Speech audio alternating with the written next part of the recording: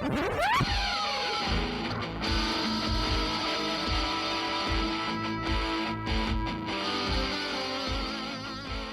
the globe to bring you the constant variety of art. It's the Tenant Podcast. I'm Todd Pearson, coming to you from the 40 West Arts District in Lakewood, Colorado.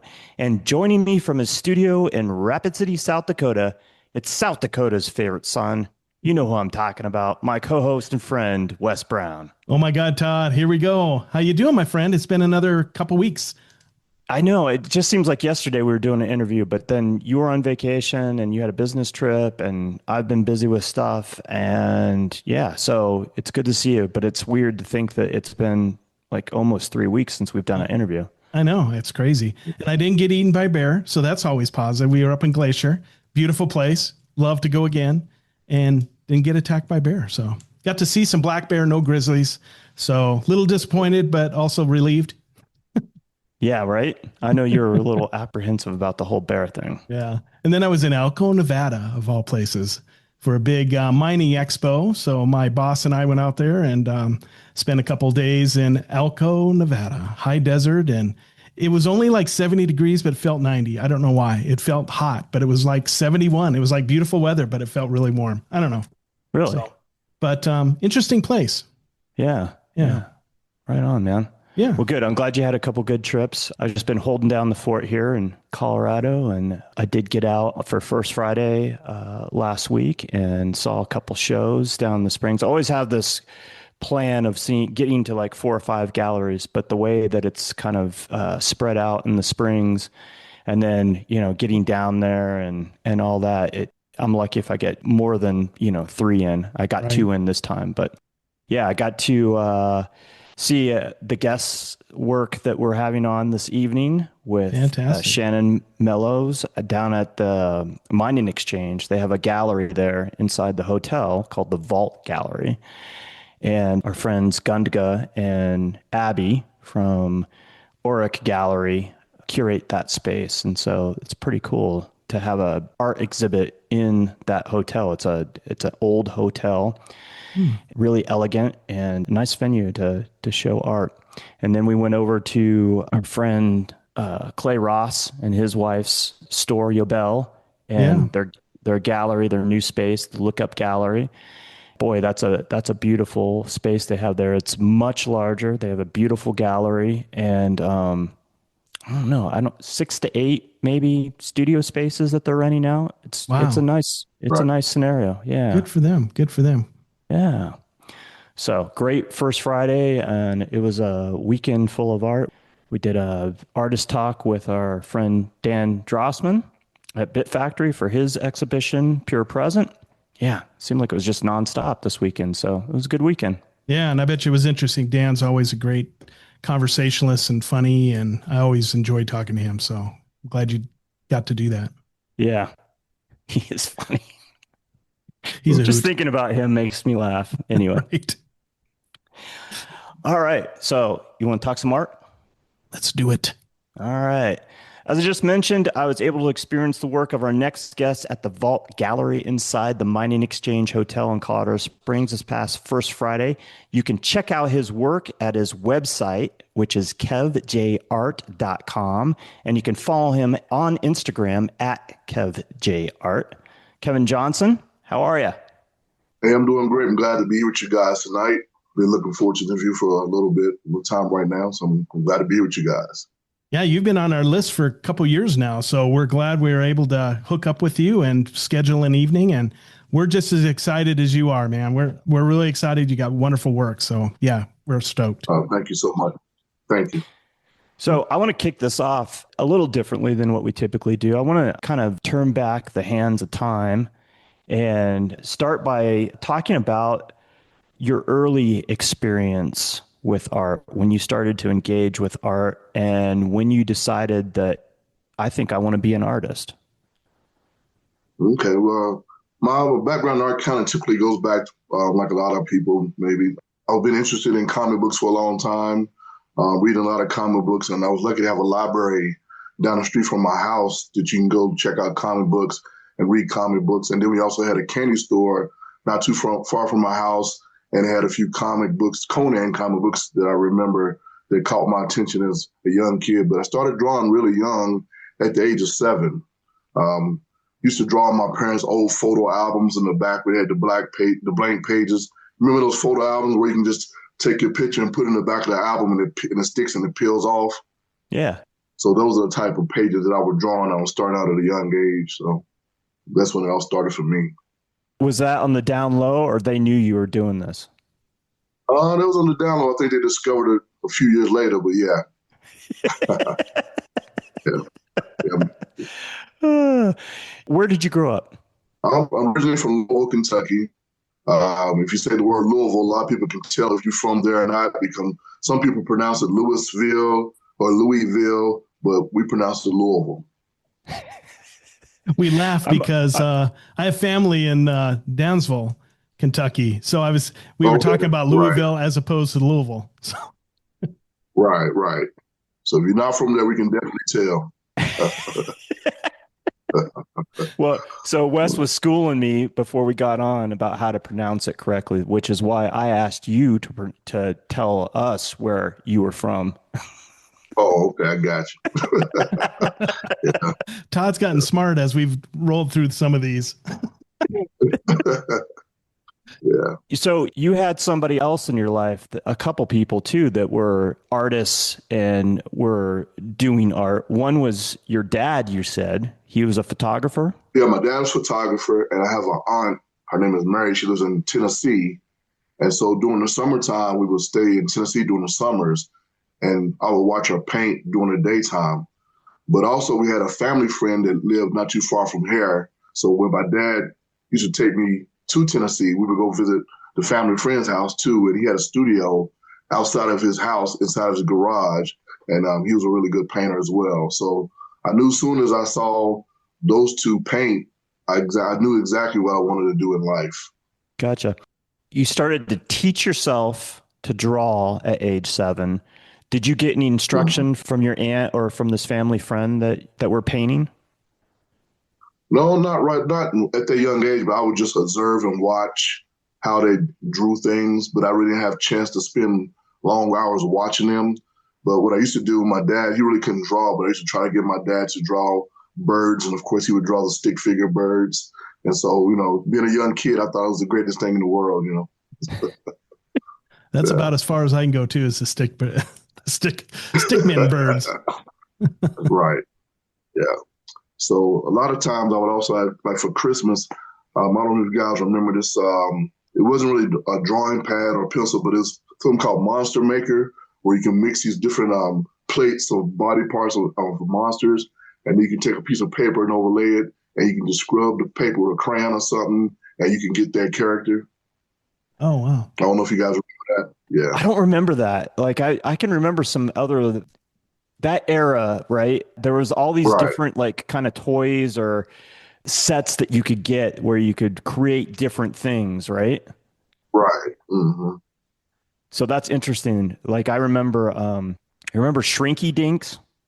I don't remember that. You don't remember that? They were like, they were different characters, but they were some kind of like plastic thing that you would cook in the oven. Like you would make these plastic things and they would cook up and then it would be hard, almost like an ornament type of scenario. And then of course there was the spin art. Do you remember spin art? Yeah, I remember the spin art. Yes, most definitely. Yeah. And then there was like monsters that you could make that were like rubbery. Yep. Also, you would bake them. You would squirt them. Yeah. And I was just thinking, I was just thinking of those because if you think about kids today, they would never be able to make that. They would the companies would get sued. But you'd heat up this dye to a high temperature and pour this gooey rubber in it, and it would cook it, and then you'd pull it out. We're lucky we're still alive and didn't burn down houses. Really. And maybe some did. I don't know. You just didn't hear about it because we didn't have all the different ways of like communicating and getting information. No cell phones back. Yeah. Right. So were you constantly drawing then as a kid? All the time. Even drawing school was probably why my grades wasn't all that great. I used to draw in church when I was falling asleep, listening to the pastor. Any minute I had or any chance I had to draw, I was drawing. I was finding on type of computer paper, whatever I had, any type of material, I was just drawing, doing art. When I look at your stuff and I, kind of read a little bit about your early life, I was thinking, I bet he's the kid that was always just, like you just said, drawing in church or drawing when Right. you're supposed to be listening to the teacher at school or whatever. Yeah, that was me. Did you get in trouble for that? No, not really. I mean, for the bad grades, yes, but as far as church, no, I didn't get in trouble. So at what age did you start to see your artwork really transform from, like you said, like maybe like your dad's stick figure birds? How long was it? Was it in like junior high or high school where you started to really develop what you, maybe not to the level you are now, but like a jump from stick figures to shaded, really good caricatures? Yeah, junior high school, middle school, I started painting, taking art classes. We had, of course, an art teacher back then, and took art classes. And one of the things, or a few of the things I used to draw was drawing clowns and chickens and anything you could possibly draw without thinking about what you're drawing, just whatever I can get my hands on. I remember going to the library and getting some books. And for some reason, I got attracted to Greek mythology. And in the books of Greek mythology, they had drawings, the Greek gods and stuff like that. And so just like comic books, you had these heroes with abilities and you read the stories. And so I just wanted to start drawing much as I could because I really got caught up into those stories. And then also we'd look to have back then we had a hard copy. It was, I remember it didn't have a cover. It was Draw Comics the Marvel Way. And so I found that book as well. So I just started to study how they would draw the faces and the shapes and stuff like that. So once I found those books, that's when I really went hard in on trying to learn how to draw. So who were some of your favorite comic book characters as you were growing up? Well, it's funny because back then my favorite team was the X-Men, even though I know you still hear about the X-Men today. But the reason why I was attracted to the X-Men because I usually follow the artist first and not the story. But there was an artist named John Byrne. I don't know if you know who John Byrne is, but I just love the way that he drew the X-Men. But he was also a good storyteller too. Even though they had other writers and stuff like that, I used to just collect a lot of John Byrne's work because he also told stories that I was attracted to as well. That's so interesting that you were just right off, you were like looking at the art from a discerning point of view and going, I like this guy's stuff.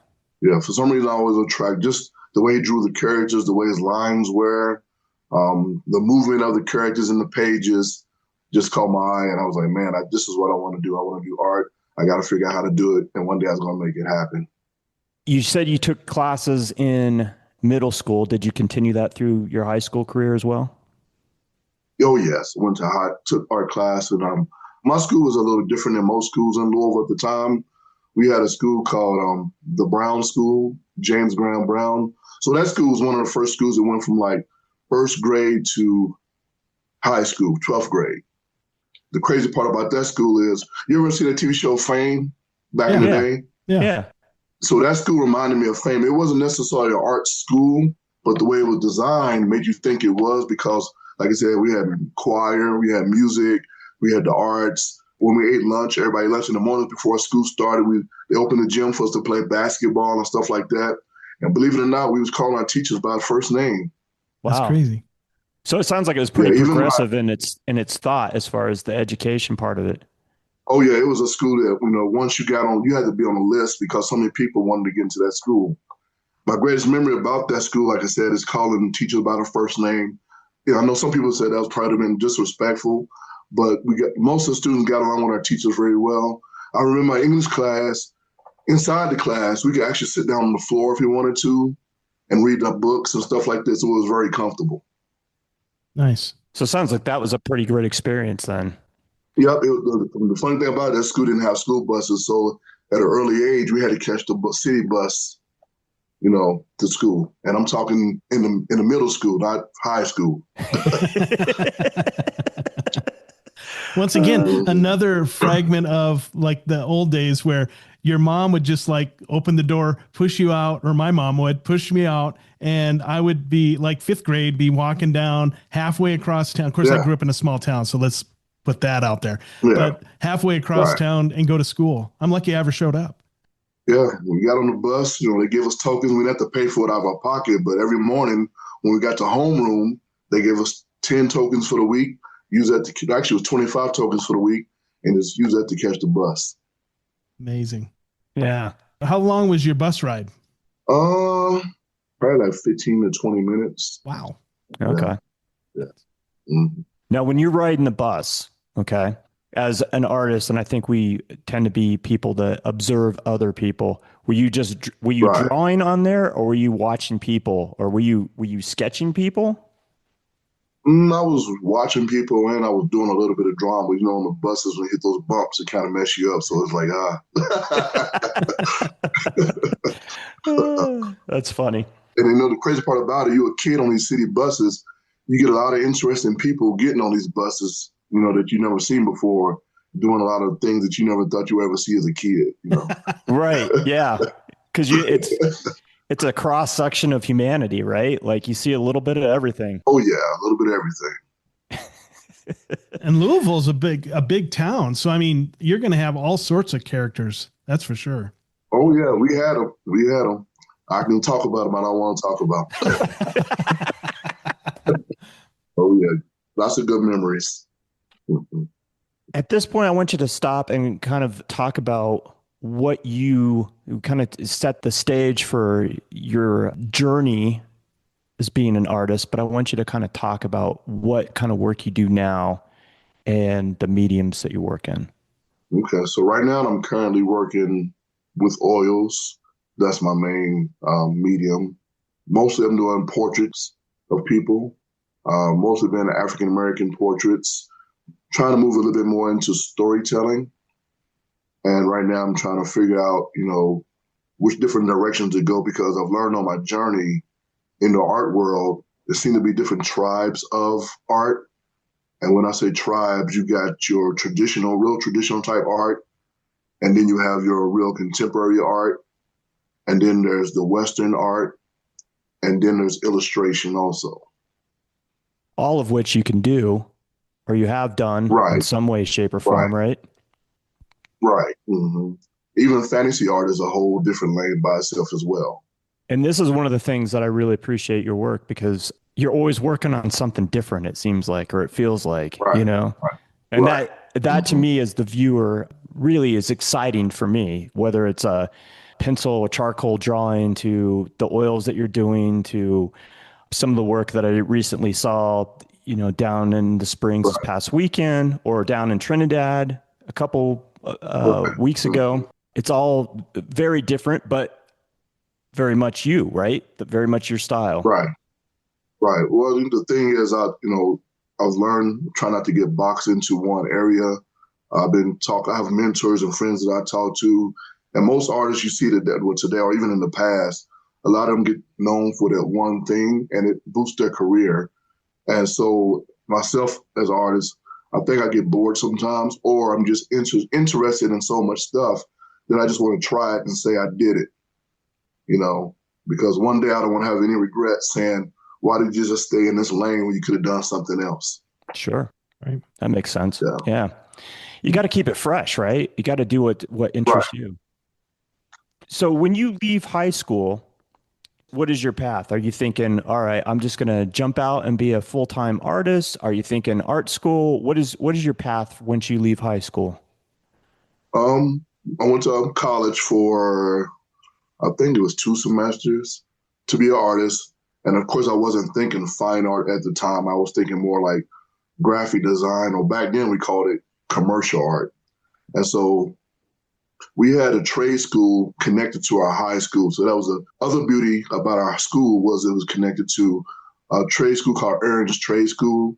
And I had one of my friends named Lionel. He got the opportunity to go over there and take classes. I didn't take classes over there, but he would come back and show us what he worked on over there. And I was like, man, I wish I could go over there. But when I graduated high school, right across the street from the high school, we had a college called Jefferson Community College, and they had a course in commercial art. And so that's what I stepped into first. Did that hold your interest? Because commercial art and what you do as a fine artist are like two different worlds. That's the way I look at it as a Right, commercial photographer. right. And it was, that was before the computer age as well, when people were doing graphics with computers. We was doing everything by hand. And so things start to work out kind of in a different direction for commercial art. But going back to me drawing in church, I had another friend who actually went to the Chicago Institute of Art. And so he would always talk about that school. And I'm like, man, I was so intrigued with it. I said, man, I wish I could go to that school. I knew it was expensive. So at that moment in time, I was still in junior college. And I said, well, let me see if this can take me further as a commercial artist. And so on my break one day at school in college, they had this billboard that had postings like job posting, college postings, and then the Army posting, join the Army, get the GI Bill. And so when I saw that, I started thinking about the Chicago Institute of Art. I said, maybe this could be a way for me to go to college, that school. So a light bulb went off and said, hey, this could be a path for me to go to this art school and any art school that you go to is, god awful expensive no matter what. So Right. Mm-hmm. So you decided you were going to explore what the military had to offer? Yeah, so I was going to go see a recruiter at the time and talk to the recruiter, but I had a friend who didn't really want me to join the Army at the time, so he kind of talked me out of it. And I said, okay. So I went to the recruiter and we talked, and they was getting ready to get me to take the test and everything. And I was like, you know what? My friend convinced me so much not to go in the military. I told the guy, and it's a true story, I had flat feet. I said, back then it was like, we're not going to let you in if you have flat feet or this and that. So I used the flat feet excuse. Yeah, so that was funny. But a few months later, another recruiter came around and talked to me, and she convinced me to, it'll be a good path. I want to go. And, they kind of explained to her, it's like having a regular job. Once you finish basic training, you'll get to your permanent duty station. You'll have your own place to live. You'll have food and stuff like that. And you can get your money to go to school. And so originally I was going to go reservist. I said, I can go reserve and stuff like that. And I don't have to be gone the whole time and still start college and stuff like that. And so when I got to the actual recruiting office and started to get recruited and start going into the details, and after I took the test, I passed and everything was ready to go for me to join the reserve. And then one of the recruiters was like, if you go regular Army, you get more money for school. And I was like, maybe I just do 2-3 years. Because I had one of my friends, he had left home. I've been in Louisville my whole life, young life. And I said, okay, let's go see something different. So I said, I'll go regular Army. And that's what I ended up doing. What was your MOS when you're in the Army? Well, back then when I joined, they called it 94 Bravo, which is a food service specialist.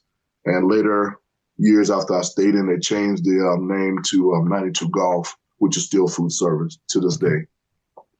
And so how long did you end up in the Army? When I finished, I did 21 years. So started out being said I just want to do 3.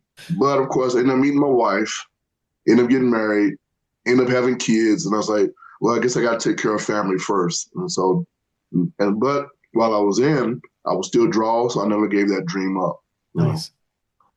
I want to talk about that, but did you meet her in the Army? Was she in the Army as well? Her dad was in the Army at the time. She was an Army brat. I had a friend who worked with me, a coworker. He had an apartment, him and his wife, and he said, man, come on, I want to introduce you to somebody, and went over to his house and met my wife. It was funny because didn't know it was going to be my wife at the time, of course, but you had a little bird that whispers something in your ear and says, one day you're going to marry that girl right there. Wow. And that's what ended up happening.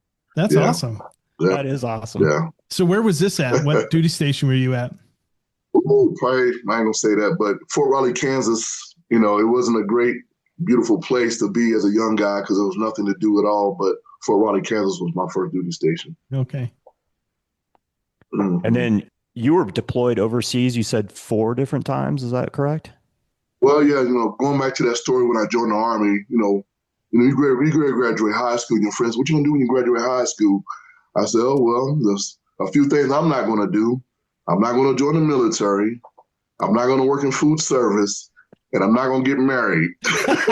Right? Nice. So I joined the Army, and guess what I did? And I said, if I join the Army, I'm gonna end up going to war. That's why I'm not going to join the Army. I mean, as soon as I joined the Army, the Gulf War kicked off.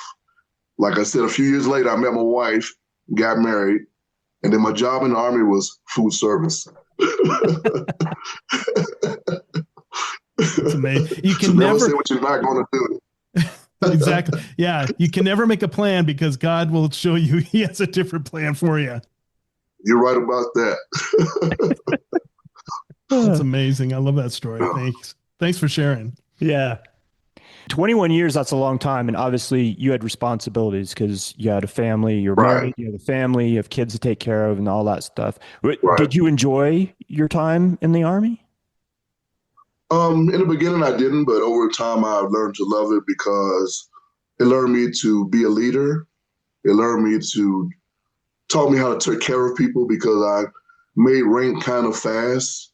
And then I got lucky in certain situations where I was in charge of a lot of things. So I had to take on responsibility real fast and grow up fast as well. Because I went to the Gulf War at the age of 20 and I turned 21 during the Gulf War. And so after that, of course, I deployed 3 more times. Wow. Wow. Yeah. And this whole time you said you were still working on your art, even though you had a regular daytime job. Oh yeah, I would go home and draw at night. You know, in the military housing, some of it wasn't really big, so we had like small rooms, and I had lucky one had a place with a walk-in closet. One time, it actually turned into like a mini studio to draw out of. Or I had small drawing pads I would draw, and even when I deployed, people knew I loved doing art, and some of the mechanics and the engineer guys every now and then would make me a small desk to draw on while I was deployed. So yeah. Nice. That's cool. Did you go to school for art while you were in the military, or did you wait till after? I did a little bit while I was in the Army. They had a program called, if you're realist, you get the option of going to school for 6 months, and you wouldn't have to do any military work at all, just go to school. So when I was stationed at Fort Campbell, Austin P University wasn't too far away. So I took some drawing classes, life drawing classes, and stuff like that at Austin P University. Nice. So what kind of things were you, in addition to these classes, but what kind of things were you drawing and doing while you were working on your art on your free time? Just learning how to draw people, of course, because that's what I do now.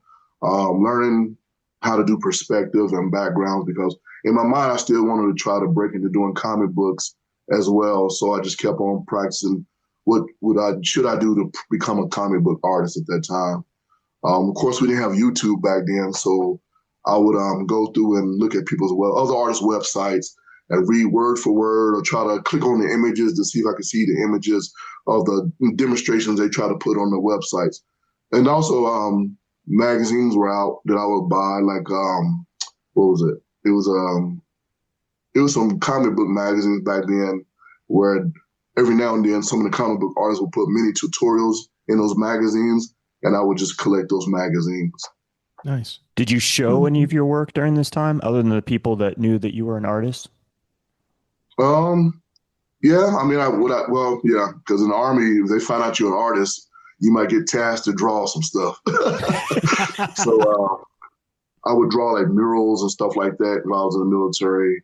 I would do like, not contests, but I remember submitting some work to Image Comics while I was in the Army.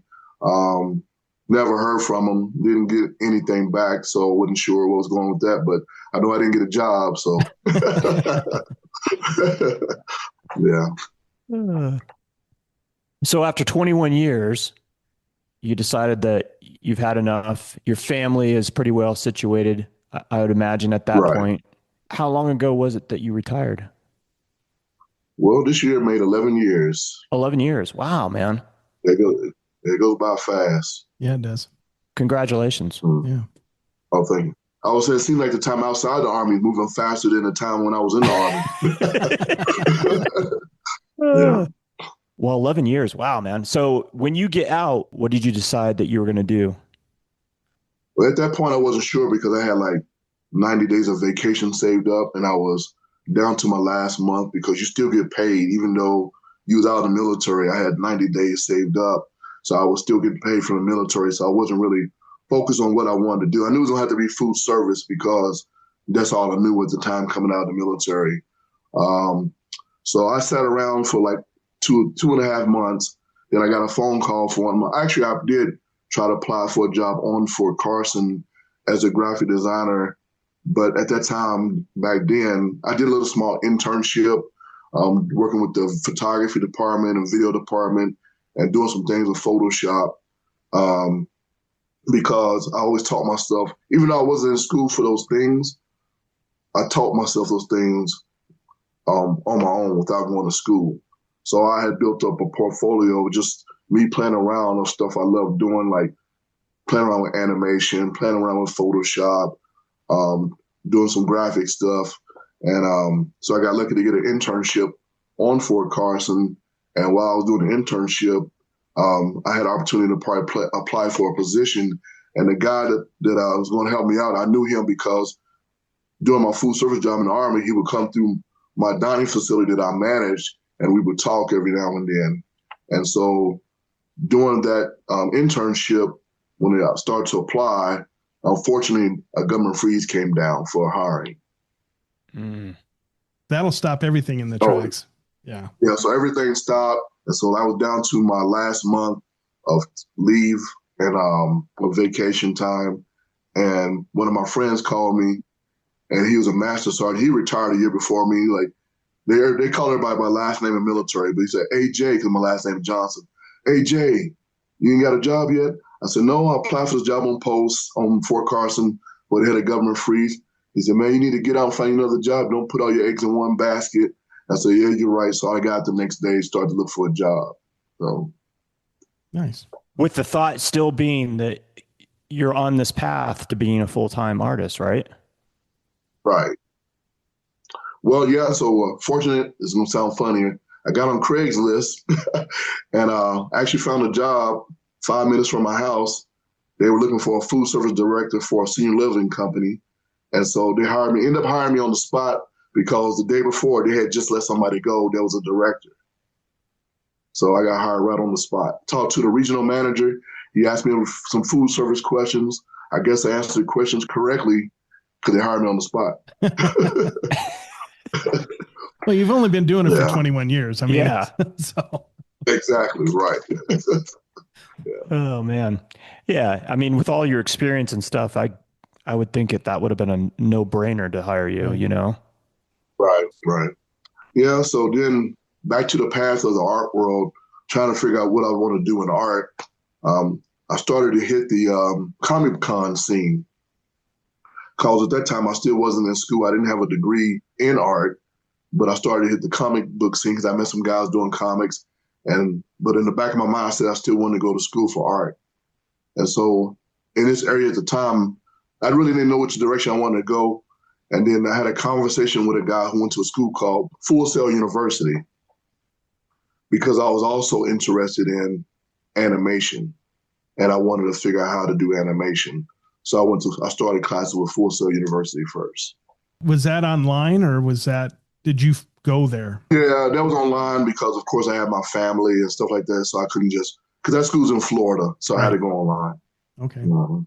How was it? How was your experience going through an online course or school like that? What was your impression?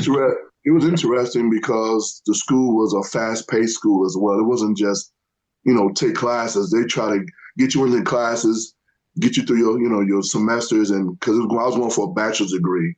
So my bachelor's degree, I think it was a 3-year program, a 2.5. It felt like a 2.5-year program, but you would get your bachelor's degree. So I was working full time and going to school full time, I guess you could say, and did it that way. So it was real fast paced, and plus the school was on the East Coast, so I had to meet their time deadlines to turn in assignments and stuff like that. So I had to definitely keep track of time for that to happen. Did that military discipline come into play, being able to like figure out the schedule of everything between family, work, and taking these classes? Oh, definitely. You have to multitask. Even in my job itself, I had to multitask because I was a director. So I had to have employees and do their scheduling and all that good stuff. Then I had to come home and do my schoolwork and just track, the different dates and time, different assignments were due. So the military discipline definitely, was applied to that. And dealing with 6 kids. Yeah. Oh my God. I didn't know you had 6 kids. That's crazy. Wow. I had my own squad, so at home. Yeah. Oh, that's amazing. Yeah. So when you got out, there was no thought of going like back home to Kentucky or someplace else. You felt like Colorado was the place you wanted to be? Well, I really did want to go back to Kentucky because it was closer to the East Coast. And for me, I knew the art scene on the East Coast was really thriving from, Virginia to North Carolina, all the way to New York or wherever, or even Florida, because I went to Full Sail. So I did want to go to the East Coast. But my wife's family live in Texas. And so we figured out the hours of driving. So from her family lives in San Antonio. From here to San Antonio is a 17-hour drive. And then from here to Louisville is a 17-hour drive. But my wife, she loved the mountains. She said, we're halfway. She said, let's stay here. I'm like, man, I really want to go to the East Coast, but who won in the end? So Hey, where are you living now? Yeah. I'm here. I mean, in hindsight, are you glad that you're here in Colorado? Now I am because, at first I was like, man, at the time when I retired, the art scene for me in Colorado or Colorado Springs, I didn't really know it. And I wasn't sure how I was going to make a career in art if I stayed in Colorado Springs. Because once again, my school Full Sail was learning animation, 3D modeling, digital sculpting, special effects, and those type of jobs don't exist here. So I was like, man, it's either go to the East Coast or go to California. And my wife said, you can go to California if you want, but we're going to stay here. So I would have to, so I could commute and go to California and come back. And I was like, nah, I'm not going to do that. So I'm still here. Yeah. How do you feel about Yes. the art community there in Colorado Springs? Now it's amazing. In the beginning, I was like, I didn't see a whole lot of it, but it just seemed like over time, things just start to grow and take off. And I think now it's probably like, wow, it's amazing. There's a great artist network. The galleries are amazing. Yeah, I love it. I love it now. It's amazing. So you get these degrees, and then are you starting? I know that you've done some comic book work. Right. Does that happen because you now have the skill set and obviously a love of comics? Is that where you're starting to first get a little bit of traction, or how did that play out? So now, because of social media, when Facebook came out, and this was even before Instagram, I used to do a lot of digital painting as well. Before everybody was doing digital painting. And so I would post my stuff online and met some publishers online and got to do some digital cover artwork for a couple of publishers and got to meet a publisher face to face at one of the Comic Cons, and they saw my portfolio and they said, we didn't realize you did interior pages as well. The publisher was a retired military guy as well, and he was an officer, and he wrote a story 20 years before, he retired. Well, 20 years while he was in the military, he wrote a story about a soldier, special forces soldier, based on something like Rambo. And he said, hey, you was military, you do artwork, I like your interiors.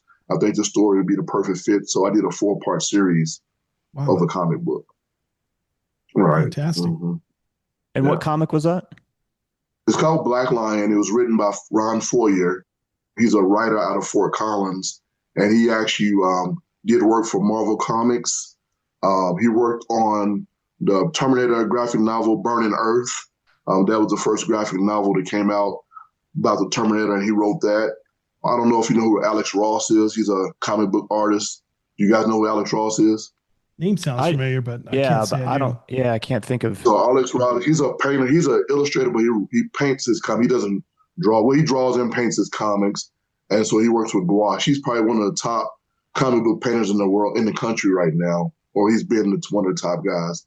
But that was his first work that I saw. Ed and Ron worked on that, and so I got to work on something with Ron. Oh wow, Nice. that's pretty exciting stuff.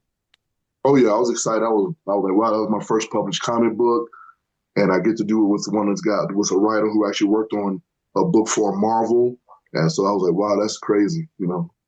How long ago was Mhm. this?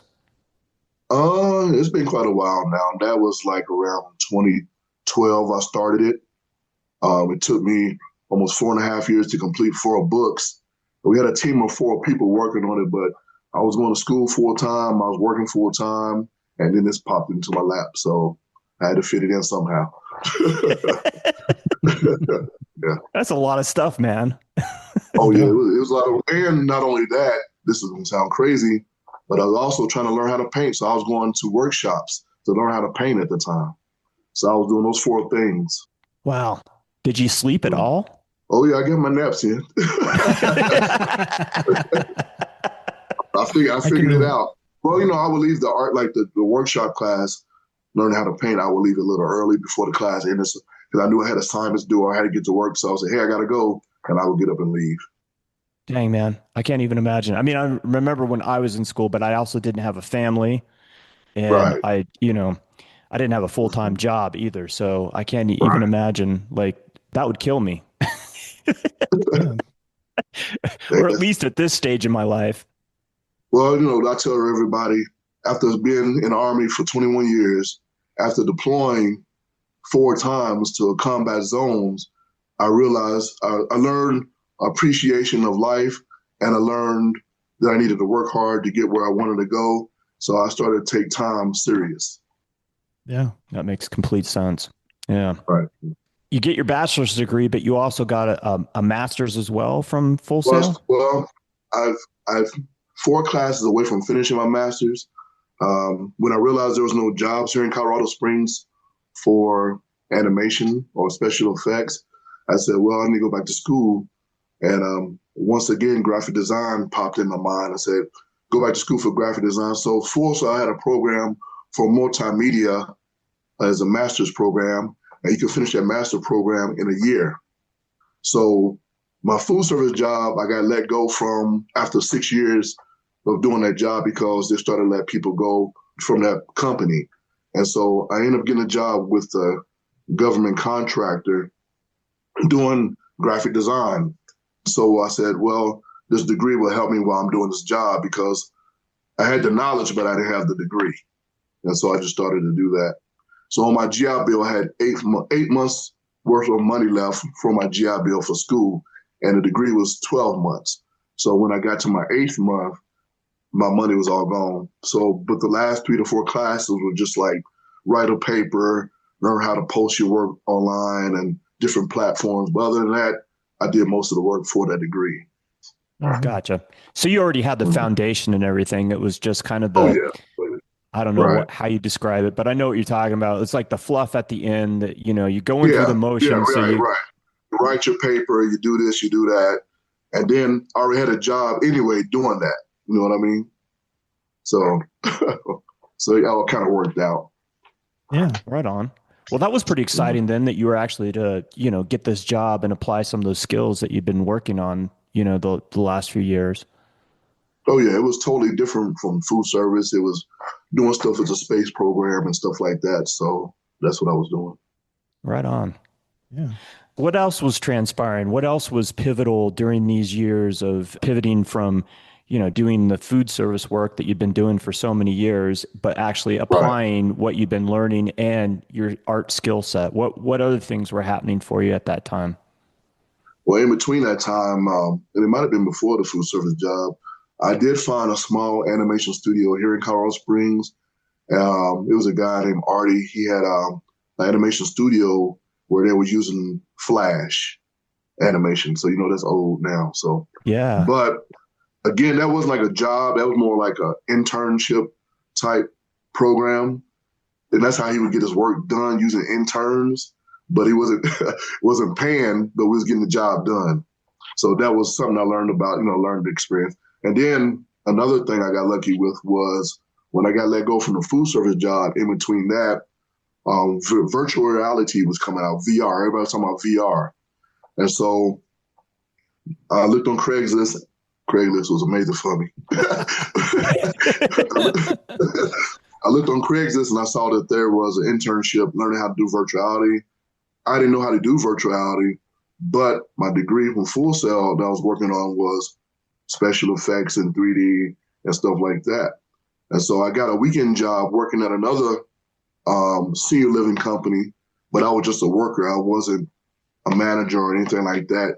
It was just something for me to do because I was drawing unemployment at the same time. And so you can still draw unemployment and have a part-time job. You would just have to report the hours. So I said, you know what? I'm gonna do the part-time job. I got my retirement from the military coming in, and I'm gonna do the internship working in virtual reality. And so I learned how to play around with game engines, learn how to do a little bit of virtual reality type work as well.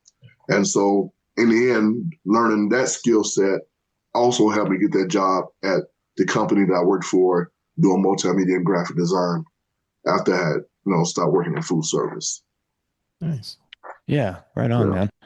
Does it amaze you, this path that you've been on? Like how things at the certain moments would, present themselves, something would open up and you were like, hey, I'm going to go explore Yeah. this. Yeah, it's just crazy because it's like, it seemed like I was put on a path, and I kind of talked to you about this the other day. It's like, in my heart, I knew I wanted to be an artist full time, but I knew I had to take care of a family.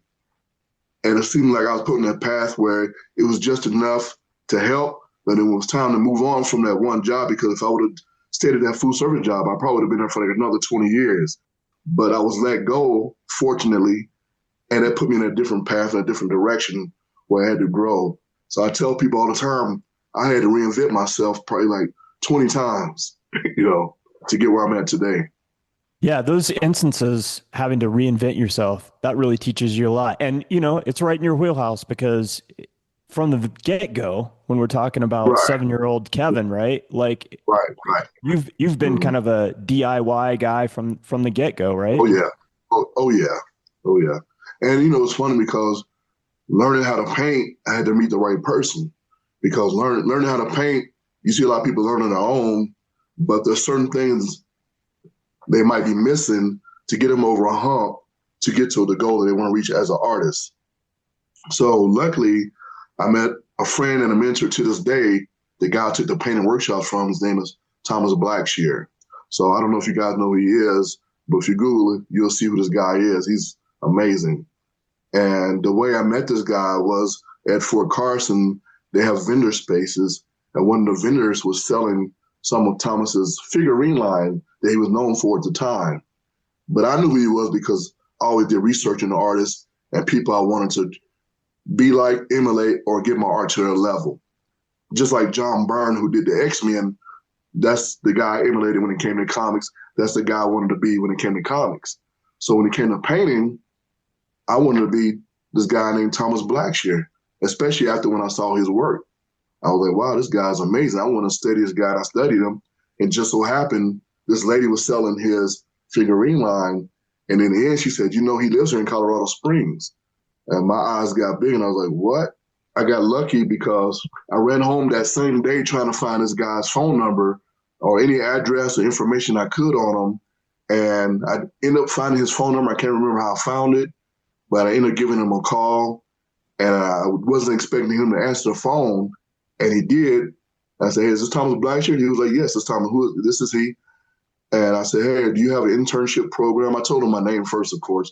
And I was checking to see if you have an internship program or anything like that, or apprenticeship program. And he was like, no. And I was like, man. And I said, well, I'm sorry about taking your time. Maybe next time. He said, are you going to give up that easy? And I was like, no. And he said, I have a lot of stuff going on. He said, if you want to link up with me, I'll get back with you. You can meet up in my house. You bring your portfolio. We can see what we can talk about. And I said, okay. But that never happened. So 2 years later at a Comic-Con, I stand up the stretch and I look, and I knew what Thomas Blackshear looked like. So I saw this guy walk in here. I assumed that was his son because a young boy with him. And so as he got closer to my table and he got in front of it, I said, excuse me, you Thomas Blackshear? And he was like, yes. I said, I'm Kevin. I'm the guy who called you on the phone. He looked at me. He said, oh, yes, I'm sorry. We didn't get to link up. I had a lot of stuff going on and still kind of taking care of it. He said, but this summer I have workshop starting. And if you want to take my workshop, bring your portfolio, meet me at my studio, and we can start from there. Nice. And that's what ended up happening. Yeah. That's crazy. And how long has this mentorship been going on? Well, mentorship and friendship now has been since 2012 or when I started school at Full Sail. Right on. Yeah, and we're friends to this day. We're more friends now than the mentor-mentee thing, but if I got a question, I'll still ask them, of course. Sure. That sounds like it was pretty pivotal and pretty important in your development of what you're currently doing. Oh, yeah, because like I said, I was going to school at Full Sail, taking his class, and there was times I would have to leave his class early. So he gave me the opportunity to pick a different day just to come and hang out and not taking a class, but just watch him paint. And so while I was watching him paint, I was deciphering and breaking down the steps he was doing. And then I would ask him the questions that popped in my head as he was painting. And then that's how I solved many of my problems as an artist. So did you show him your work and let him critique it and tell you how you could do it differently? Was it that kind of mentorship? Or? Well, during his class, he would do like hands-on where we would come up with a project we would work on that week. And so we would bring our supplies, we would paint in the class. But for some reason, every time this guy walked past me, I would pause and I would just stop. And he would look at me like, "Why are you stopping?" I said, "I don't know." It's like you would get nervous. Because you would get nervous, right? This guy, he's so great of a painter, and he's trying to watch what you're doing. You're not that great at the time or good. Like, man, why is this guy watching me, right? I would freeze, right? But in the end, over time, I would bring him my stuff, and he would critique it. He would tell me what I need to work on. He would say, "That's too rough. We need to fix this, fix that." And I would go home and work on it. And then I would bring it back to him. And again, he would break it down. So you need to fix this, work on this. And I would go home and work on it. So, yeah. So if you had a young artist that wanted to advice about mentorship, what would be the one thing you would tell them? Like persistence or what? Oh, yeah, I would definitely say nothing happens overnight. I would tell them it took me over 20-something years, close to 30-something years to get where I'm at today. Work hard on your craft. I would say find a mentor or find an artist that you would think that's doing something that you want to do. And if you have a certain path you want to be on, stay on that path and don't give up. Yeah. Great advice. Yeah. Did you have any other mentors outside of Thomas Blackshear? Well, yes. There's artists I've never met before. Even before I met Thomas, I would study their work. A lot of the artists in the African-American market with many different styles. There's an artist named Kevin A. Williams. He go by the name of WAK, W-A-K. An artist named LaShawn Bill. He's more of a, not a realistic artist, but he does mostly guys are contemporary artists, but there's a word for the type of art it's more like design, graphic style, the way that he paints. Even artists like Frank Frazetta, Julie Bell, these are fantasy artists as well. Dean Mitchell's another artist. He's a watercolor artist. So there's a lot of artists that I was influenced by. So I try to pick and pull different things from those different artists. Even in the Western art market, I got the opportunity to go to the Prix de West show with Thomas about 3 years ago. And I met a lot of the top Western artists in the country. And some of those artists I'm friends with to this day. And I still look at their pages and even try to pull things from what they do as well. Right. So you're constantly feeding your brain with art from other people. It's not like you work in this vacuum all the time. Right. Like I said, I never really wanted to be put in a box. Like I said, even though I do a lot of African-American art, I'm still pulling from comic books. I'm still pulling from Western art. I'm still pulling from fantasy art. I'm still just absorbing anything that I can absorb because I'm starting to kind of make a shift. And you see some of my work where I'm doing like mixed media as well. So I'm trying to pull from different things and not just be stuck in that one vein of work. Yeah. I'm going to pull up a painting. Oh, yeah. I know. So this piece is part of that show over at the Mining Exchange right now. And it was this one in Serenity that was at Auric Gallery? Or was this? I'm trying to remember. I know you're prolific, man. So I don't blame you if you can't remember which show it was. I'm trying to remember. Well, I had one that was similar to this one, but it was a whole different color scheme. So this one, I don't believe. No, this one wasn't there. It was a different one that was there in that place. Okay. Talk a little bit about this piece. What is the title of it, and talk about a little bit about the thought behind it. This one is titled "A Metamorphosis." It's basically talking about change. In some of my work, you'll see butterflies, and butterflies symbolize a new beginning or something changing in your life. And so that's why I added the butterflies. The design of it, sometimes I want to try to keep my work simple as possible. And I'm always thinking about the newer generation or the younger generation coming up in a lot of my works, thinking about, the growth of this person coming up as a young adult, things they might be going through, trying to figure things out in life and where they're going, and just trying to stay positive and having a spiritual, not necessarily a religious thing happening, but a spiritual thing where they're connecting to the universe and connecting to other people and just making changes in their life in that time, in their moment of life. When you're creating these pieces, because you do feature a lot of young people, is it because you're thinking about your kids in their stage of life, or where you were at that stage of life? What makes you gravitate towards painting these young people? Well, in the beginning, coming out of the military, I wasn't sure what my subject matter was going to be, because in the military, you just think of military. And while I was in the military, I used to see a lot of military art. And I did start out doing like Buffalo Soldiers and stuff like that. But that's just because that's what I saw. It wasn't like, that's me. That's what I want to do. But reverting back to my own teenage years, as a young adult teenager, playing basketball, into sports, into comics and stuff like that. So I would try to revert back and grab some of that and try to pull it into my paintings when I started getting back into doing my paintings. And so now, as you said before, I was starting to look at my kids on their journey and their journey of life as well. Now, these people that you're painting, are they typically people you know? Do they model for you? Do you take pictures of them? Do Um, you? Fortunately, being with Thomas Blackshear, he taught us how to take existing photos and how you can take images of photographs of other people and how you can blend the two to make it your own. So it's a little bit of both those things. So incorporating different elements from different photographs, is that what you're doing? Yeah, instead of just, because a lot of artists I found out while I was taking the class or even being an artist, I found a lot of people when they do art, a lot of people have to draw exactly what they see instead of trying to take pieces of different things and put them together to create something new. And so luckily for me, it wasn't too hard because I was already creating comic book characters from my imagination. So a lot of my work was from imagination versus doing a lot of reference work. The reference work really didn't come in serious until I started going to school at Full Sail, because part of that program was teaching you how to use reference and to put reference together to create something new. Right.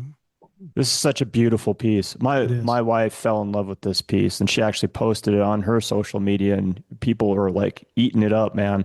Um, Wow, tell us that. Thank you. I appreciate that. yeah, Mhm. not yeah, yeah. She really enjoyed meeting you and experiencing. She'd seen your work at Oric when they had their grand opening, that Serenity exhibition that you Right, did, right, and she really enjoyed that. But you know how it is at some of those openings. It was pretty crowded that night, so I don't think she really got a chance to experience right. it, as intimately as she got to the other night. But yeah, she loves this piece, and she was talking about it actually on the way home.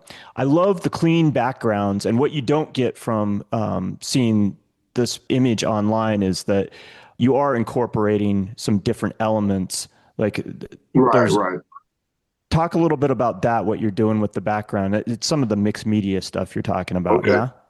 right. So, like I said, there's different artists I'm influenced by. Sometimes I study or research. So those are artists in Denver. I'm sure you probably know who this guy is, Ron Hicks. Yeah. Oh yeah. So I was looking at some of Ron Hicks stuff, and I know he used to do a lot of realism and something like that. And then I see he transitioned into doing some abstracts, and he was using a lot of white backgrounds in some of his paintings. And I said, you know what, I want to try something simplified with a white background. And I saw that he had a lot of texture in his work. And I said, maybe I want to try implement some of that texture in my work. And so I started to play around with different mixed media items, such as modeling paste, it's like an acrylic, thick gel type medium that you could put on your canvas. So I wanted to play around with that. And then at the same time, I didn't want to say, I got this from Ron Hicks, but I wanted to make it my own. So then that's where the 3D part of it came in, where I was using wood on the background. So where those circles are at, that's actually wood that is built up on the canvas. And then I wanted to give it the paint a little bit more depth. So that's why I was trying to play around with the negativity and space of the background, not taking up the whole background and not really making it abstract, but going back to the graphic design background, I started to add those elements into this painting. It's so beautiful. And I love how all your work is very clean, even though there's a lot of detail and elements going Right, on. I right. love the clean look of it. Well, that comes from the drilling of Thomas Blackshear. And Yeah, as I was prepping for this interview today, I was looking at, well, I'd watched some of your YouTube videos from your YouTube channel that you've put out there. I was looking at some of the imagery, and you had shown like a sculpture or a picture of a sculpture that you were utilizing, I think mostly the hair of that sculpture in some yes, of them. yes, And as I was looking at some of the imagery on your website and on your Instagram, I was like, I wonder if if he's looked at a lot of or any of Ron Hicks' work. So it's funny that you right, brought Ron Hicks up because I wasn't thinking, oh, this looks like Ron Hicks, but there were some right. elements that I was like, oh, Mhm. I wonder if he's explored his work or not. So that's interesting that you mentioned that. Yeah, like I said before, I'm always trying to pick and pull. If I see something that I like, and I was like, man, I think that would be great to try.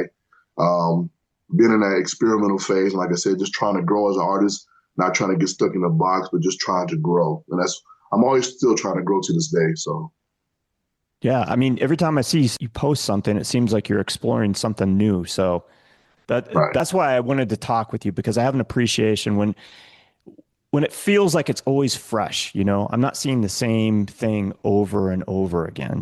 right. Hmm. Yeah. Yeah. The other thing that's cool about you and Ron Hicks, what you have in common is he paints from imagination as well. Like he's not Yes, painting from live models. So I think that's right, really cool too. Yeah. right. Hmm. Yeah, I think it Um, frees your mind up instead of just getting stuck in. Because a lot of people, I think, get frustrated when they're just solely going from reference. They think that has to be it, and you can't go outside of that reference. But even though when I do use reference, I'll start with that reference, and I'll just put it away. Even if it comes to the color or the look of the person, I don't even care if it looks like the person I'm trying to draw or whatever. I just put that reference away, and I just go for it. Yeah. you paint and draw people so beautifully, man. Oh, Yeah. thank you. Speaking of mixing it up, I want to talk about this pencil and charcoal work. Like this stuff is extraordinary. This drawing of James Baldwin, Baldwin is out yeah, of this world. It's off the charts, man. thank you. Yeah, so but once again, I just wanted to try something different because a lot of people saw my drawings online, and I had a few artists call me. Some of those guys' names I mentioned before. It's funny in the art world now that when I was in the army, I used to look up to a lot of artists, and so now I'm friends with some of those artists. And so I Nice. actually got a call from one of the artists saying, "Hey, man, we love your painting. I love what you're doing, but man, your drawings are really, really nice." They said, "Why don't you explore trying to put more of your drawings out and just see what happens?" They was like, "Man, your drawings alone, I really think they're great. You should explore it more." And so I think within a few days, I just started just going crazy, just trying to throw some charcoal pieces out. So how old is this piece? Is this current or is this something that's older? This one's probably about 2 years old now. Okay. About 2 years old. The thing I love about this, and I was looking at this one as well today, the thing I love about it, it's not just a drawing or charcoal of James Baldwin, but then you have like these graphic elements in there. And the one thing that Yeah, really I'm really attracted to is, the circle that and on over his eye. yeah, Like I would have never, obviously I don't paint or draw or anything, but I would have never thought of that. And I'm always looking for when I look at somebody's art, I always want to find something like, oh shit, I would have never thought of that. And that's one is these graphic elements. And can you talk right. about what led you to that and what do they represent? Well, I mean, going back, just trying to think of trying to be different because I've seen a lot of art, seen a lot of portraits, I've seen a lot of things that people do. And so again, applying my graphic design background, I started to think about how can I show more emotion, even just using the simplest things.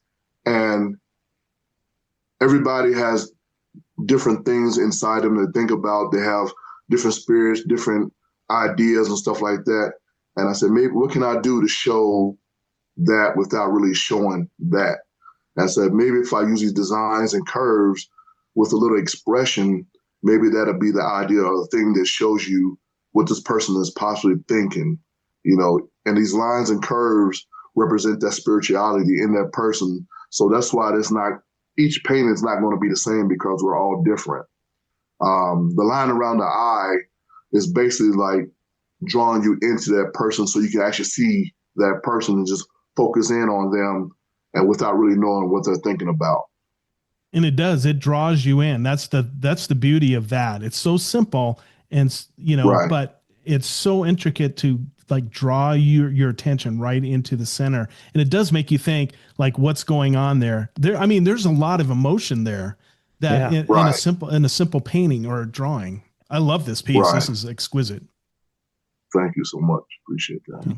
Yeah. And So he's one so of my after I favorite finished, intellectuals too. I love James Baldwin. Like what yeah, I a watched a couple brilliant of man. videos on. Yeah, I watched a few videos on documentaries on him, and I was like, man, this is an amazing guy, and I just went for it, doing this portrait of him. Yeah. These elements make it so dynamic too. Even though Right, all the portraits, the people aren't, they're being contemplative or they're doing something, but they're static. You're not showing them necessarily in motion.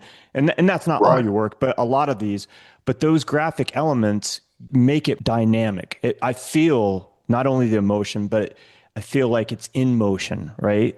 right. Yes. How did you come upon these different elements? I mean, I love this particular one because it's so subtle, but like Wes said, it just sucks you right in. Um, Right. what made you Well, decide to experiment with these different elements? going back to doing just simple line work, comic book thing. Again, like I said, every now and then I'll implement something that I've studied into this. So in school, they teach you about different line weights and thickness and stuff like that. And so I didn't want to overdo this drawing. So I said, what's the simplest way without really putting a background in? How can I make this work and show, like I said, show the action, show emotion? And so I was just thinking about line work in that sense of saying, how can I show energy? How can I show movement? And so thinking about animation as well. One of the first things they teach you in animation is how to use a bouncing ball and make that bouncing ball move in animation. So I'm thinking about a bouncing ball, but the curves on my bouncing ball and the movement in these pictures. That's awesome. I love that. Yeah. So you did a whole series. Yes. I mean, and they really are Well, every single one exquisite. Talk about like who all is in this particular well, series. one of them is Billie Holiday. She's on the far end with the big Hmm. flower in her hair. John Coltrane is the one below her, playing a lot of instruments. Oh, I was just going to say, and this is a young Miles Davis, is it not? Miles Davis, yes, that's Miles Davis, yes. Wes and I were talking as I was driving to the studio today, and I love this because usually when Miles Davis is depicted, he's depicted in his later stages of life, right? Like when he Yes, really blew up, not as a young Miles Davis. I love that you right. chose a young Miles Davis to represent. Hmm. Right. So this is a drawing that I did. I don't know if you guys are get into comic books a lot. So with even my charcoals, I want to try to figure out how to add texture to my charcoals, and so I found somebody that knew that was had tutorial on showing you how to do that, and so I played around with that, and I liked the look that it gave me, and so okay, I'm gonna go ahead and do that. So then once again, going back to the comic book stuff, there's a Jack Kirby. I don't know if you guys know who Jack Kirby is from back in the day. Oh yeah. So Jack Kirby would do these little squiggly dark circle lines, and they would call it, I think it was called a coin, the Kirby Crackle or whatever. And so normally the Kirby Crackle will be used to show power from like Doctor Strange or somebody like when they really use their power. You would see these black circles around their hands and stuff like that to show that this person has some type of power. And so with this one, I said, you know what? I'm going to put this crackle around his instrument and around his hand because this is where his power comes from. Even in, you got to blow through the instrument, put from air to put the energy into the instrument to make the music. But I just wanted to show this is where the power is coming from. And I use that as an element in this drawing. Oh, that's beautiful. I love Yeah. that. It's amazing, man. Really. So are you done with that series? Yeah, I want to do more. And believe it or not, I think I did like 17 of them in a week and a half. Wow. Holy cow. Yeah, I was rolling. I mean, you were just inspired. Is that why like you just couldn't get enough of it in that moment? But because, it was a learning moment for me as well because I never really used a lot of charcoal. And so I bought charcoal pencils, charcoal powder. And as I was in my studio working, I got these big sheets of paper, laid them down, looked at the reference because I never really did a lot of portraits. I don't like really doing a whole lot of portraits of known people. But I said, I'm going to just go for it. And so I just got my hands dirty, dipped my fingers in the charcoal powder, drew charcoal pencil to draw the lines, and just start sprinkling my fingers around on the paper. And then I just got my sprayed charcoal to give it that texture. And after that, took the pencils and started drawing those lines and designs. And I was having fun, man. I was like, man, I can't stop. Just wanted to keep going. So what blows me away is you say like, I've never dabbled in that kind of stuff. And when I look at these, they look like you've been doing this all your life. That's how beautiful. Wow. Thank you. This other Nina one Simone. of Nina's. Nina Yeah. Simone. Yeah. Just such a beautiful, beautiful portrait, man. Now, did Right, you make thank you. prints of these and sell them? No, I didn't make prints. I just did originals. I think quite a few of the originals sold with the guy because I was represented by a gallery called Black Art in Americas in Atlanta, Georgia, Uh-huh. and they represent African American art. And so I was with them. That was the first gallery I was with, and that was in Atlanta. And one night, I guess, like I said, I just started drawing and I posted it, and they said, "Hey, man, people are starting to like these drawings you're doing, and if you can get some to me, we'd like to sell them." So I wasn't really thinking about prints just because I wanted to make sure I wouldn't, on copyright infringements and stuff like that because I wasn't sure, but I was just having fun in the moment, just creating them. And so I never created prints of these. They're just original one-time pieces and just got them out. Wow. The one thing about this piece, you really capture, I mean, when I look at her, you captured the power that she has. Like she was a powerful woman. And you capture that in every essence of in this drawing. It's beautiful. Thank you. Thank you so much. And then I want to say one thing, and you don't have to go to this one, but you did another one with Justice Jackson, right? And the lightness of that one. Yes. So Nina Simone, very powerful. Then you go to one of the most powerful women in the world, right? And there's a lightness. Obviously, she's smiling, but there's a lightness of the whole drawing or painting or whatever you want to call the charcoal. There's a whole lightness to it. Just blows me away. Well, believe it or not, I don't know if it's been done for a while now, but even like the design and the curves in the background, that's actually paper I cut out and added to that charcoal drawing. So again, I was doing something a little bit different. So I had to leave that area open and light because I didn't want the charcoal to totally cover that design just because that was more like a mixed media piece, like a collage, if you want to call it a collage. So instead of me drawing the curves, I cut the curves out with paper and I added those curves to this image. Nice. I love this image. And like I said, it really juxtaposes these two women and like Right. the feel of the, I mean, it definitely captures lightness. That's what I feel from it. Okay.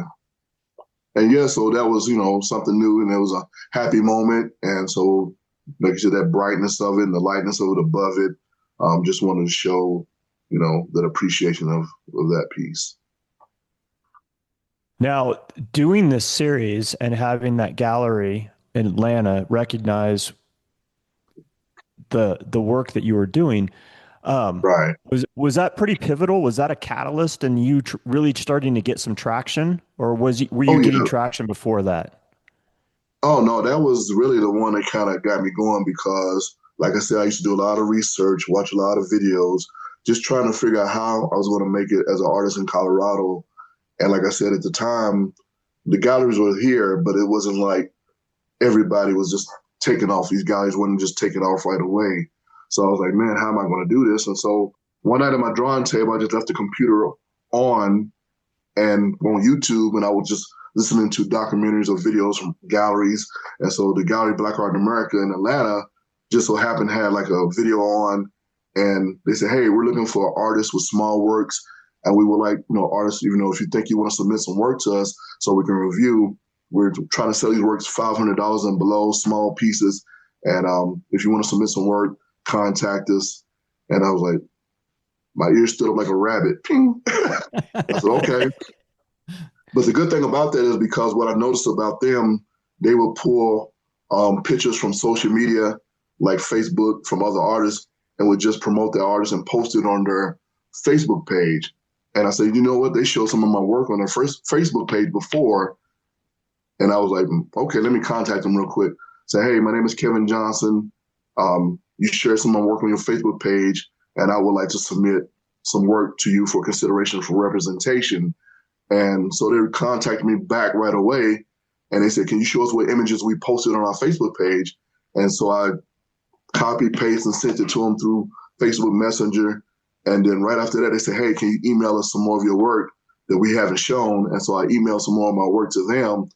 And right away, they said, hey, yes, we think we can represent you. So from that moment, I got representation in Atlanta from that gallery. Nice. Wow. Yeah. What are some of the other things that have really gotten you some traction and some acknowledgement in the art world? Well, also here in Colorado Springs, I guess every year they do art around the city, where they would put your art out in the city, like on billboards or on windows or on mailboxes and stuff like that. And so somebody on social media from Colorado Springs saw my work I was posting and said, hey, we like your work. We think you should submit your work to the Colorado Arts. I can't remember what the name of it was, like downtown scene, for consideration for art around the city. And I said, sure. And so I submitted a couple of pieces. And then they wrote me back like a few days later saying, hey, we like your work. We want to use your work. We pay a stipend out. They said, normally we just pick one image, but we like all of your work, all three of the pieces you submitted. We want to take those three pieces and put them in the city. I said, wow. And so they ended up paying me a stipend for all three images. And they actually posted it on, I want to say the right hotel. I believe it's a Hyatt Hotel off of Bijou. You know where True North Gallery is at? Yeah. So right there on the corner of that street where True North Gallery is at, they had all three of my images, portraits, on that hotel right there so everybody could see. So I would get people who would drive by who knew me. They would say to me, hey, Kevin, we just saw your pictures outside the hotel posted in the building. Congratulations and stuff like that. So that happened. Nice. That's wonderful. And that was that Solidarity mural project. Is that what we're Yes, talking about? yes, Okay. yes. Mm-hmm. And then you actually had an art museum in Minnesota acquire a piece of yours. Tell us how that all transpired and came about. So I know a lot of artists don't like using social media. And I tell people social media can be pivotal in your career. Just so happened there was a kid from Minnesota in college art class who started following me on Instagram. So every year, this school in that class, they would have students pick something from one of the artists they like or artists they follow or one of their favorite artists, and they do a pitching session. So the pitching session is where they would pitch this painting from their favorite artist. For if it's pitched right, then the student will win. And I don't know if the student won, but the college would purchase that art for their permanent collection in their museum. So just so happened the kid who picked me, because he'd been following me for a while, he did his pitch. He talked about my art. He did a write-up about me for his class project. And he ended up winning the competition, the pitch competition. So I was contacted a few days later from the college telling me that they wanted to purchase my artwork for their permanent collection. And so Black Art in America in Atlanta, of course, had this painting in their possession. So I called them up and said, hey, this college and museum contacted me. They want to purchase. They had already been called about the piece from the college and the museum. So that's how that happened. Yeah. That's pretty cool. And that's the Flatten Art Museum? Museum? Yes, the Flatten Museum. Yes, Flatten Museum. Mm-hmm. Yeah, and this piece is called Growing with Nature, is that correct? Growing with Nature, yes. Yeah, talk a little bit more about this actual piece and what's going on here. You have the marks again, yes, on this gentleman's face, but tell us a little bit more about it. Okay, so Growing with Nature is once again a young man growing up in the world, not knowing which direction he's going to take in life, but he's having many challenges in life and just trying to figure out how to overcome those obstacles. So instead of just trying to rush through life, he's just growing as things come with him and just taking those life lessons and growing with those life lessons every step of the way, instead of just trying to rush and learn everything fast. Yeah, that's a beautiful piece. I love this. This is really wonderful. Thank you.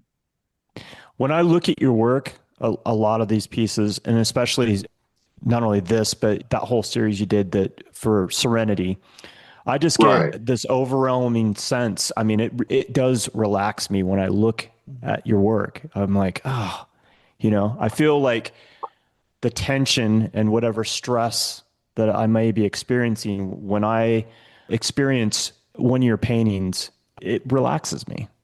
Have other people told you that? I don't really get the word relaxing, but I think it gives them a calmness where they're just sitting and just have to think and not try to rush into what they think the painting is about. It just calms in a way where they just have to just see if they can just capture anything out of it, by the feeling of the painting that the feeling gives them.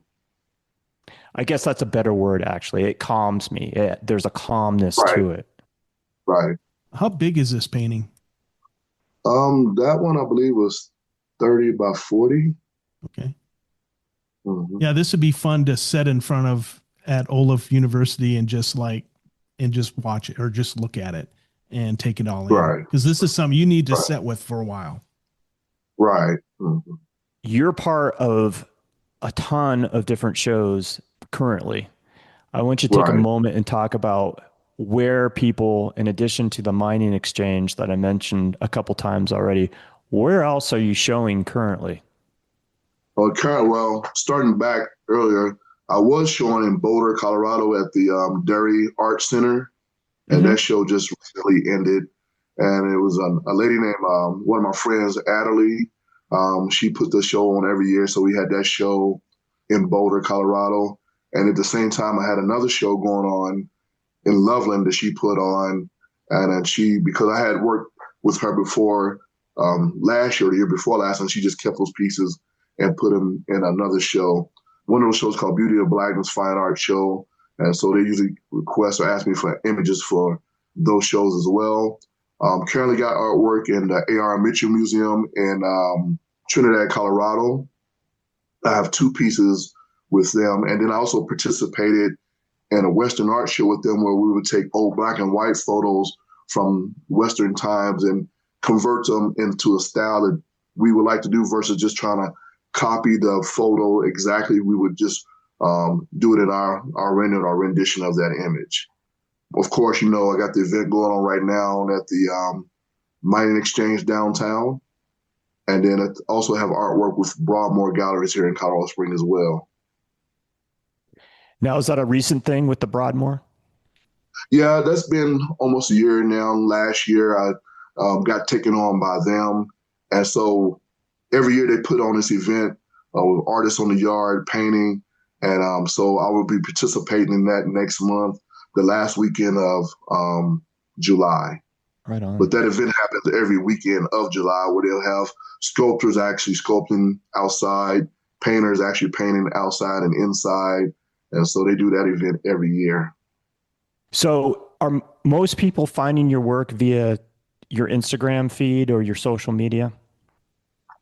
A lot of the opportunities that I've gotten has come from my social media, Instagram and Facebook as well. Mm-hmm. Okay.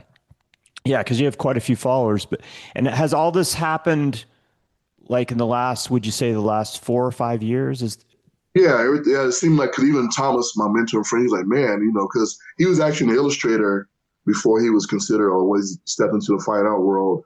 And as he started his workshops, he was stepping into the fine art world, into the Western art market, and his career has definitely taken off in that area.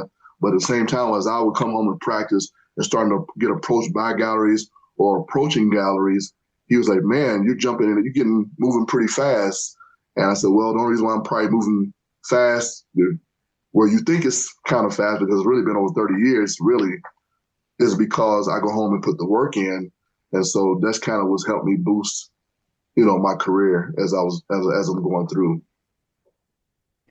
you pretty much work every single day, is that correct? I do something every day, believe it or not, every day. Even if it's not even a painting, I'm drawing a comic book character or I'm just drawing basic shapes just to keep the muscle memory going, like circles and triangles, or even gesture drawings. It doesn't have to be a finished piece.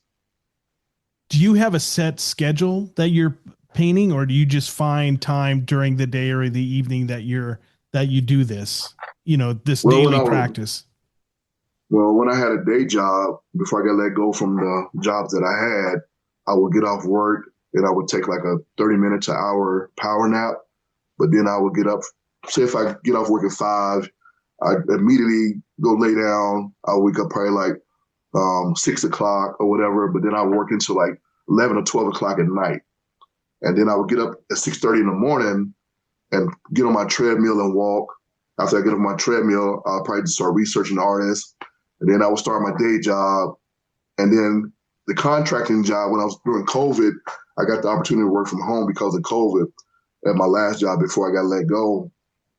So it was a contracting job. So if I didn't have work that had to be done, I would spin around and draw and have my canvas ready just to paint until something came up and then go back to work and start that same cycle over again. In your life, at least, it's important to have this routine of constant, hustle or not hustle, but constant movement. And yeah, because like I said, I know you asked me the question, what advice I would give artists. One of the things I would give them, art is art. There's no rules to art. And you love art. We all love art. But if you have a certain path or direction you want to go, or a certain, I don't know if I say this word, but level that you want to reach, you have to aim for that level and just go for it. It's okay if you want to just do art as a hobby. It's okay if you just want to put your art in a coffee shop. It's okay if you want to put your art in a restaurant. It's okay if you want to just be in a local gallery. All those directions are fun and great to be in. But if you have a certain goal, like my goal was to be known as an artist, and I know that there's different avenues and places to be at, and those are the places that I shot for. You posted earlier on Facebook, you're working, it sounds like the clouds in the painting that you have behind you as we're talking to you. Talk a Right. little bit about this painting and the theme of it, because you had mentioned that you were thinking not going all in on the Western scenario, Mhm. but definitely doing some Western oriented work. Right. Well, like I said, I have probably one of the hardest mentors in the world, Thomas. Like I said, I got the opportunity to go to the Western Art Show with him, the Prix de West, about 3 years ago. And I saw, like I said, some of the top Western artists in the country. And like I said, I'm always taken and being influenced by different types of art. And so one of the things I wanted to do was try to see what I could do in that vein of art. But at the same time, getting to the clouds for some reason were always hard for me to paint. And Thomas, he's a master at clouds. So I was like, man, I want to try to paint my cloud. And he would always somehow your clouds look like cotton candy or some crazy stuff like that. And so I made an effort to try to, make sure I worked out. And then just because I also post my images on social media, I also get critiques from other artists. And I take those critiques in as well, even though I don't know them personally or haven't met them personally. But there's one artist, I can't remember his name at the moment, but he did a presidential painting before. He painted a presidential painting, and he's done like Oprah Winfrey, and he's done Bill Cosby's wife. This guy made a comment on my clouds, and he gave me some advice on that. And so I just started working on that to kind of fix what I thought, he thought I probably needed to work on it, and I did it. So I take advice from many different people. Yeah. It's cool that you're open to that. He did Clinton's portrait for the presidency. Oh, that's cool. Yeah. Okay. Yeah. Yeah. Mhm. So when you post something like this and you're not sure, like you've nailed it as far as the clouds are concerned, are you soliciting that advice, or people just like that know you, that have kind of interacted with you, like, hey man, why don't you try doing a little bit of this, or give a little bit more contour here, or shade it a little bit more there, or whatever? It's just from the interaction of people, me just posting my work and people critique. I love that people love my work and all that's great. And I think that's the energy I take in that make me work harder. But at the same time, like I said, if I know I need to work on something and I see that it's true, then I'll take the advice from that person, give me the advice and take it on. The funny thing about that is you'll have other people chime in and tell the person that's giving you the advice to leave me alone because he's being an artist. But so you get the little comments back and forth from other people looking at your artwork as well. Oh, that's funny. Do you get a kick out of that when people are jumping in like, hey, leave Kevin alone? Yeah, I laugh to myself. I don't respond myself. I just let it be what it be. Yeah. I don't jump into the argument at all. Yeah, that's probably best, right? Yeah, Right. So has your clouds gotten better? Oh, well, Thomas gave me some inspiration and then told me he liked it, or he said I'm doing better, so I'm happy. Good deal. So what did you do here that you didn't have going on before? It was that's the advice I got from the artist that did the Clinton painting, Bill Clinton painting. He told me I should probably soften some of my edges and some plots, because the cowboy is my focal point. So you don't want the clouds to overtake the cowboy or your main subject matter in the front. So kind of soften them up a little bit where it's not too bright. Try to, push it back a little bit more. That way the cowboy will come more forward into the image. Oh, that makes sense. Yeah. I love how you paint white, man. Thank you. Yeah. Because I had like a flat graphic white type of cloud. And so, you know what, I'm going to go ahead and see what I can do. And so I took his advice and did that. Yeah. So are we near the finish of this painting that you have, that you've been working on? I got some people might think it's finished now, and some people say, man, you already finished. To me, I see what I need to fix. So it's 85% there. 85%? Okay. Yes, So how long did it 85%. take you, other than 30 years, how long did it take you to paint this? Well, this is one of those paintings you paint on it, you put it away, you bring it back, you start on again, you put it away. So this painting is probably going on over a year. It has really been started, but I just kept pushing back and forth because I don't know if you saw that painting I did of Deion Sanders in my feed. I did a drawing of that last year. I didn't even put paint on it. And this year, my son said, hey, Dad, because he cuts hair, and sometimes he goes to Boulder and cuts some of the athletes' hair. And he's like, hey, why don't you finish that Deion Sanders drawing? Because I really don't do like a lot of sports paintings and those type of paintings at all. And I said, well, okay, let me go ahead and put some paint on this and get it done. And I got it done. Yeah. Yeah. This is great too, man. Thank you. Thank you. This to me is a slam dunk as far as like, prints all day long, right? Yeah. So I got this one. The original is actually hanging up at the Broadmoor Gallery right now. And so I was going to initially start out with prints, but I had a conversation to where we would just hold off on the prints for a while and just see what response we get from the original. But now I'm going ahead and start working on a print idea as well. Nice. Right on. So your Western painting, not to jump back to that, but there's a comment I want to make. the landscape Go ahead. portion of that, you could be a landscape artist too. Like your landscapes are amazing. I think it's terrible, but that's okay. Well, I like them. But no, like I said, I'm influenced by many different artists, and I follow landscape artists as well. And I look at their work and just see how I can grow as an artist. As like I said, I'm always willing to try something once. If it doesn't work out, I'll try it again. If it doesn't work out, I might let it go, but I'll still come back to it. But I'm one of those guys. Because people say that's not going to work. I said, well, let's see first. Let's try it first and see what happens. Right. I'm a sucker for a good landscape though, because I'm a landscape photographer. So. Oh, there you go. There you go. Well, guess what? I'm going to keep working on it now that you told me that. All right, man. I appreciate it. So are you starting to build a pretty solid collector base at this point with all the traction you've been getting? Yes, I actually have collectors all around the country, to be honest. Philadelphia, California. I have a couple of celebrity collectors. I have collectors from Facebook that collected some of my work, and I have some people around Colorado Springs that started collecting my work. So it's growing. It's growing. Yeah, I read that Grant Hill, former NBA player and co-owner of the Atlanta Hawks, he has some of your work, huh? Yes, he actually bought one of my portraits through the Gallery of Black Art in America. I think they had a relationship with him, and they saw that piece because he has a big collection of art himself, and so that was a piece that he has in his collection. Mm-hmm. That's pretty cool, man. That's impressive. Yeah. Oh, yeah. Mm-hmm. Yeah, that's got to make you feel good, yeah?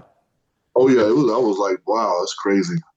And then I'm fortunate to have another celebrity. I don't really name drop him, but I think it's a great opportunity that I have another painting in the collection of another celebrity from the TV show Fresh Prince of Bel-Air. Nice. Yeah. That's pretty cool. Mm-hmm. Yeah. We talked about mentorship. We talked about your comic book work. Are you still working with the whole comic book ideas in world? Well, my brother is a writer, my brother Troy, and he has a story he's working on. So I'm going to probably jump on that with him. We already done some concepts and some ideas and some drawings and some layouts for that.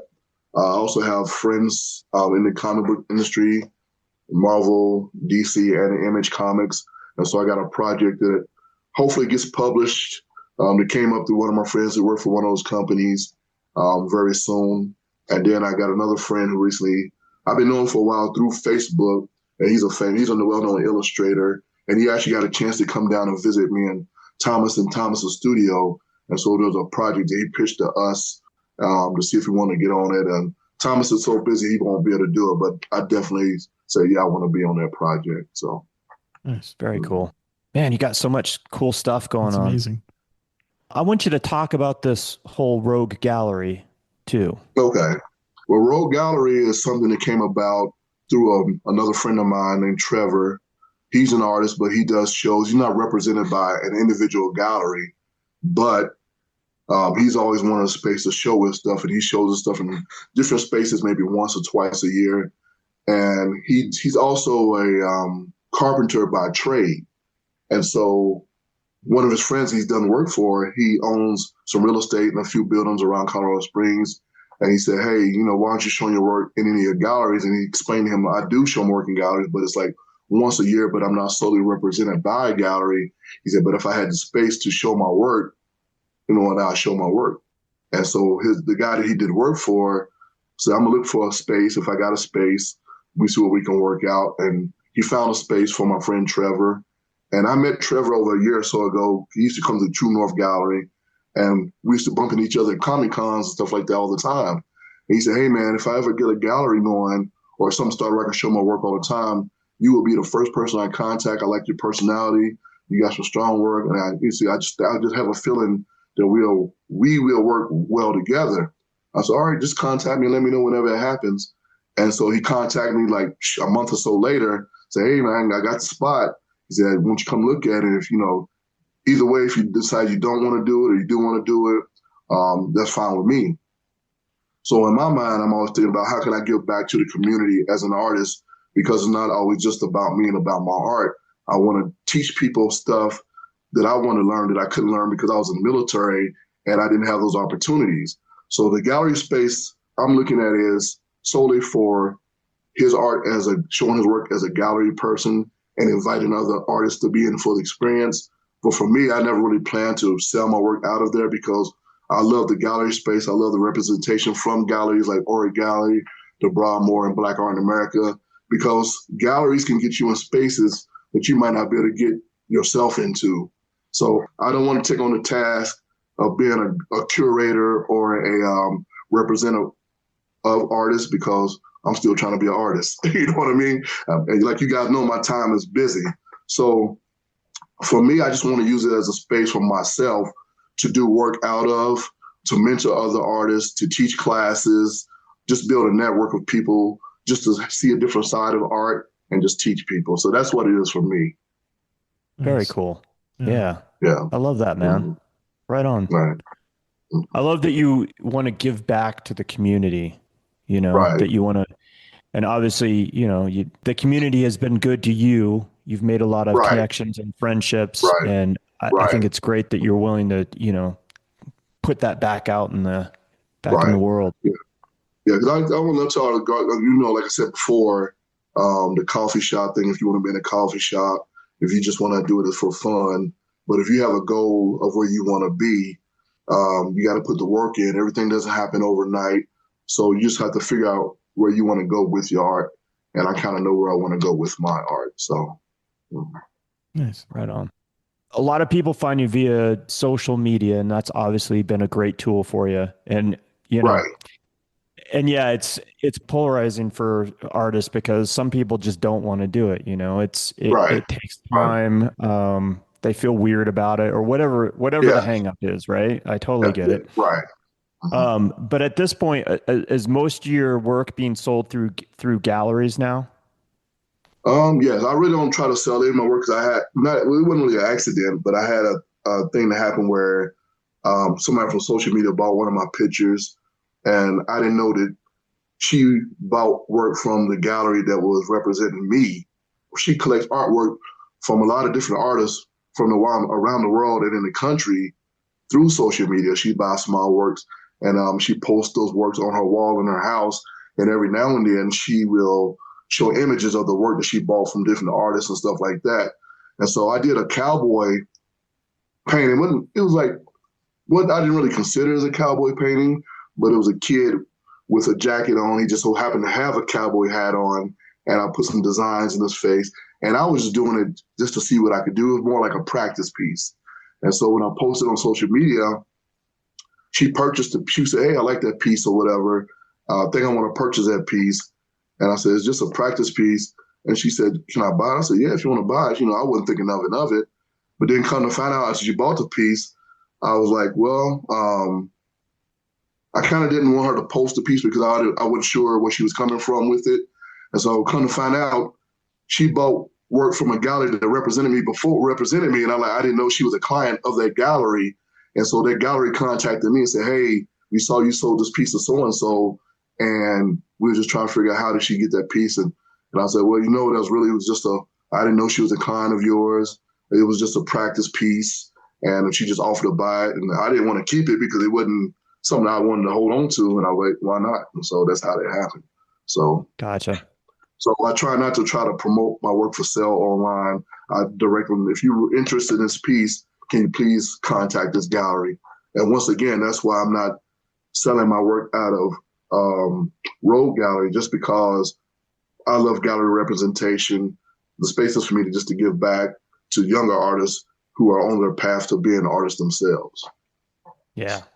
I love the integrity that, you want to maintain this relationship with the galleries and don't want to Right. jeopardize it. And then the importance of that. And I respect that. Right, because I think a lot of artists don't understand that galleries can help your career. And I know a lot of artists get hung up on the percentage rates and stuff like that they get from the galleries or how much you have to share. But you got to realize these galleries are marketing, they're advertising you, they're putting you on Front Street. They know people you don't know. The gallery in Atlanta, Black Art in America, those guys, they don't just put artwork on their walls. They traveled. I've had my work in a museum in Houston. They had to travel from Atlanta to Houston to get my work in that museum in Houston. I've had work go to New York through these galleries and stuff like that. So they have finances and budgets they have to take an effect that they have to, spend money and take care of their, and plus they have to make money too because it's a business. So a lot of artists have to understand. That's why I say you have to know where you want to go as an artist. And like I said, I know what path I want to be on. So those are the sacrifices that you might have to make. Right. Absolutely. You've worked hard to get to this point. You don't want to mess Yes. anything up, Yes. right? Right. Right. Mm-hmm. This is a question we haven't asked in a little while, but I do like to ask this question. How do you go about pricing your art? Because it's so difficult, I think, a lot of times for Yeah. artists to price their own work, right? Right. Well, it was another one of those research things. I used to look online, look on YouTube and websites, and I know some artists charge by the size of the canvas, by square inch. They put a dollar amount, $5 per square inch, $2, whatever that is. Some artists do it based on their career, where they're at in their career, the market they're in, the location they're in. So for me, I based on I start out basing it on the location, but because I have a mentor, Thomas Blackshear, I hate to keep throwing the name out there, but that's the guy I learned everything from. And just going to the shows that he's in made me realize, how far I can go with my pricing on my work. But you don't want to price your work in your career starting off at $2,000 or $3,000 because your name is not out there. And some artists wonder why their art is not selling because your name is not out there. So you have to start out low prices that I've noticed, maybe $150, $200, $300, to $400 or $500, so on and so on. So based on your career, the type of work you're putting out, the time you're putting in, how long you've been doing it, your location, and stuff like that, I believe plays a factor. It's based on what you want to do with your career, where you want your career to go. Great advice. Yeah. Right. So, Kevin, where are we going from here? What's our next adventure in the world of art? Well, first of all, I'm still trying to figure it out. Two, like I said, I got the event with the Broadmoor Gallery in July, doing that event. I think it's October. I'm doing another show with the A.R. Mitchell Museum, doing another painting for that, reinventing old black and white Western art painting to a new one. So that's going to be curated by Sarah Fine Art. She's a part of the A.R. Mitchell Museum. That's going to be her show. She's curating. So that's in October. And then everything else after that, I just take it as it comes. But I do have a show with Oric Gallery next year, I believe in June. So I definitely got to get on starting to create pieces for that show as well. Fantastic. Yeah. Do you have an idea for what that kind of work is going to be like? Well, I can't tell you because I don't know, but but it's going to be different again. Like I said, it's going to be similar, but it's going to be different because I want to do something. I want to do more storytelling in my artwork. So now I got to figure out how I'm going to do that storytelling. Nice. I love that. At the end of the day, you are a storyteller, right? Right. Mm-hmm. Yes. Yeah. Anything else that you want to talk about, promote, mention that you have coming up? Well, I mean, like you mentioned earlier, the Old Road Gallery, I'm planning on starting to teach painting classes, portrait classes, because like I said, I took classes with Thomas for a long time, and I'm getting the itch to teach people to do what I do and just help them along with their career, to give them advice on where they want to go with their art careers. Just continue to network with other artists in the city, make more connections around the country, talking to other artists and getting advice from those other artists, just trying to figure out how I can grow even more as an artist, and just create new stuff and just move on from there. Nice. Yeah, right on. Wes, you got anything else? No, I think that was good, man. This is a great interview. Thank you so much for your time, Kevin. I love your work. I'm excited to see how you continue to evolve, because that's kind of what you do, is just evolve and change things. But yeah, this has been a great time. Thank you. Well, I appreciate you guys having me on. I definitely had fun. Good. Right on, man. Yeah, we appreciate your time. But it's what we say all the time on the podcast, is that, time is the most precious thing we have. So we really appreciate you spending time with us, taking time away from your work and your family to do this interview. So thank you so much. You're welcome. I appreciate you guys very much. So remember to follow Kevin on Instagram at KevJArt, and check out Kevin's stunning work at his website, kevjart.com. I will have all this info and more in this week's episode notes. For the Tenet Podcast, I'm Todd Pearson. And I'm Wes Brown. Have a great week.